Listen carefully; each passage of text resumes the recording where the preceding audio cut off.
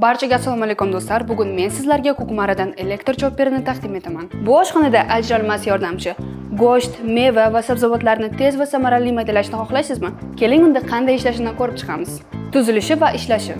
Chopper quyidagi qismlardan iborat: motor qismi, shisha idishi, kesish pichoqlari va qopqoq. Kukmara chopperi ikki xil modelda mavjud: shishali chashka va metalli chashka. O'zingizga qulayini tanlasangiz bo'ladi. Qanday foydalanish kerak? Chashka va pichoqlarni yuvamiz, mahsulotlarni tayyorlaymiz, go'shtni yog' va tomirlardan tozalaymiz.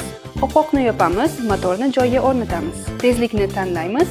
Go'sht uchun yuqori tezlik, ishlash tartibi, har 2 soniyada pauza olish. Tozalash va xavfsizlik. Qurilmani tokdan uzamiz, chashka va pichoqlarni yuvamiz. Motor qismini nam mato bilan artamiz. Quruq joyda saqlaymiz. Xavfsizlik qoidalari. Haddan tashqari yuklamang, qattiq mahsulotlar uchun ishlatmang, masalan, qahva donlari. Maksimal ishlashi 15 daqiqa, keyin esa sovishga imkon bering.